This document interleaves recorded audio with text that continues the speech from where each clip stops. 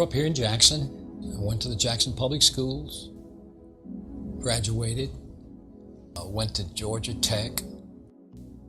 All my friends were going to Ole Miss, and so I decided I wasn't going to go to Ole Miss if everybody else was going to.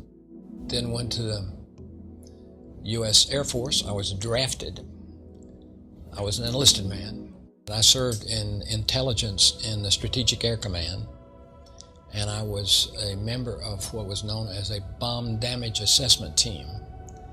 And we would deploy at the first sign of trouble to some obscure foreign spot where theoretically our bombers would land after they had dropped a hydrogen bomb on Russia. And these were places like Dhahran, Saudi Arabia, Sidi Slimane, French Morocco, and Huilas Air Base in Libya. It was a fascinating time. And then I went to Harvard Business School.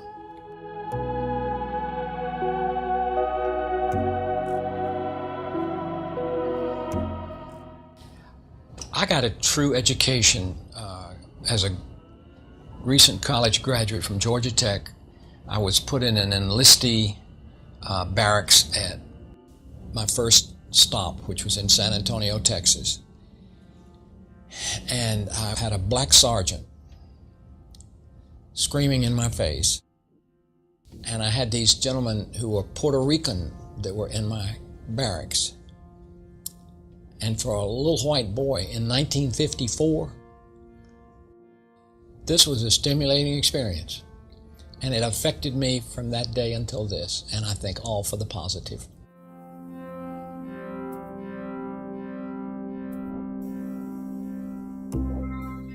He wasn't there but from 1944 to 1948, when I was a little fella.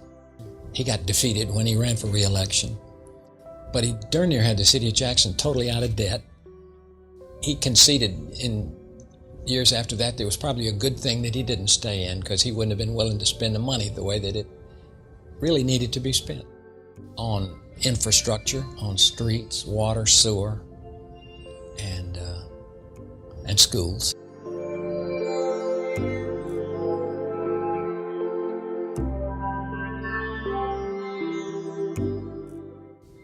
When I was at Harvard Business School, a good buddy of mine who was from Boston invited me to go with him one evening over to the Harvard Law School to hear Thurgood Marshall speak.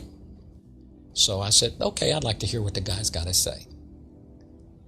And I went over there, and after the experience I'd had in the military with my sergeant, which had helped me broaden my thinking a lot, Thurgood Marshall had a very significant impact on my thinking, because he was very logical.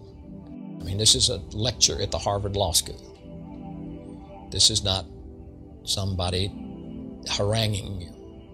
And it was a very powerful argument. And I came home and initially decided to get involved in politics. And so I was a Democrat. Everybody was a Democrat, except for a few of my buddies. And when I got to the district meeting down in the courthouse in Raymond, and I looked around and I listened to what everybody was saying, I said, this ain't my crowd. This was when Ross Barnett was in his heyday. And so I left the Democrat Party right then and there and became a Republican.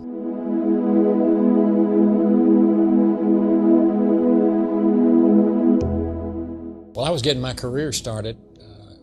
I was a securities salesman.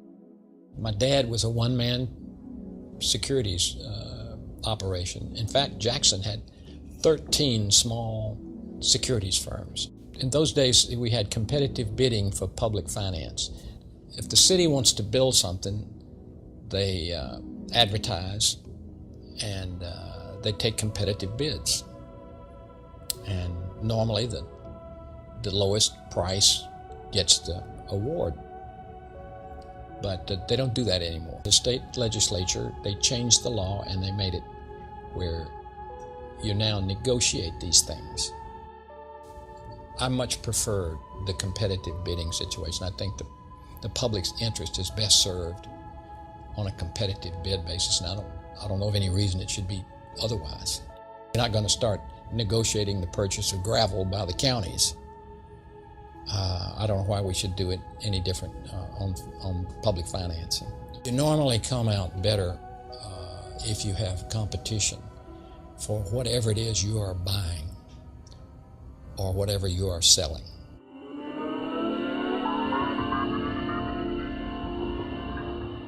Back in the middle 50s, Mr. W.P. Bridges, Parham Bridges Sr., was the dean of the real estate community in Jackson, Mississippi. Parham Bridges Park was a gift. The land was a gift from Mr. Bridges. He had a yacht down at the Gulfport Yacht Harbor, and he invited some of his buddies to go out on a fishing trip. I believe there were about 5 fellows on that trip. And they were Mr. Baxter Wilson, the then CEO of Mississippi Power and Light Company, Mr. W.P. McMullen, who was the chairman of the Deposit Guarantee Bank, Mr. Vaughn Watkins, who was the senior partner of the Watkins Ludlam Law Firm, and my dad.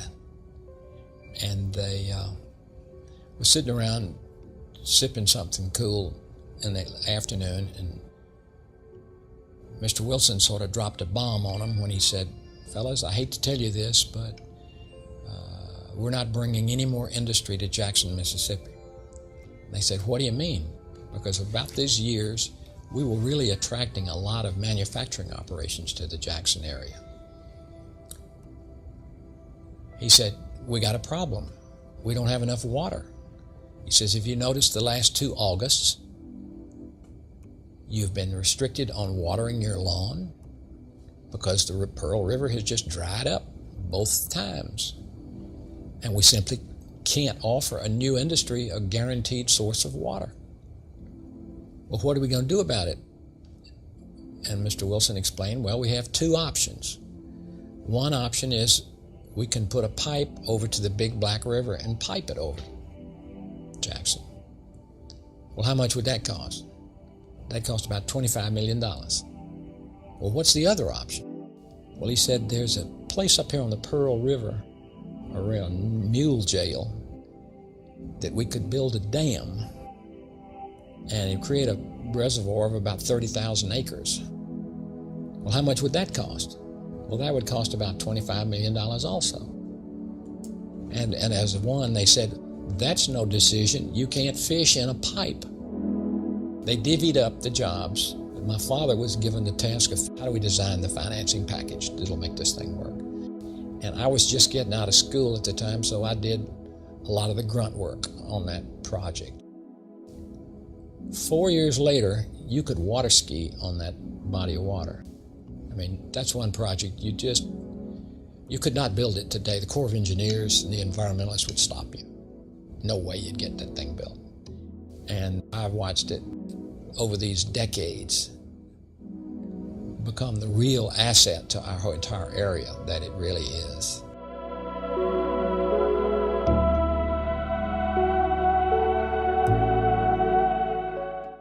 The structure of our economies in not just Jackson, but in other communities in the country has changed dramatically. 50 years ago, you had lots of local-based businesses here. You can just look around at the buildings. Looking at Standard Life building over there, Lamar Life, Mississippi Valley Title Insurance Company, Deposit Guarantee Bank, Mac Ray's, Jitney Jungle. They're all gone. They're all gone. Now we have branches of somebody else, particularly in retailing. A few years ago, I remember picking up a magazine in Dallas at the airport, D Magazine, a local magazine, and the caption on the front of it was, "Dallas, City of Wimps." And it was bemoaning this same thing in Dallas. We're not unique in this. And so what we're still trying to figure out, in my opinion, is how do we do this deal? In the meantime, we really are putting more emphasis and more responsibility and more power in the hands of elected public officials. And they frankly don't have the background and experience that business leaders have had of really making something happen.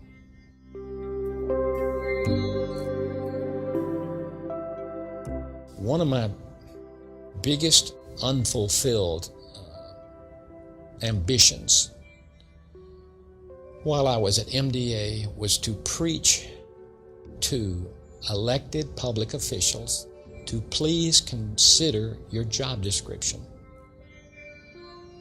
Take a look at it. If you're a supervisor, if you're a mayor, if you're an alderman, yes, a portion of your job description, in my opinion, is to administer the county services or the municipal services. But that's just the beginning. What you really are is in the real estate business. What you really are is a real estate developer. You're running a great big mixed use real estate development. And what you're doing, if you're a mayor, is you're selling houses.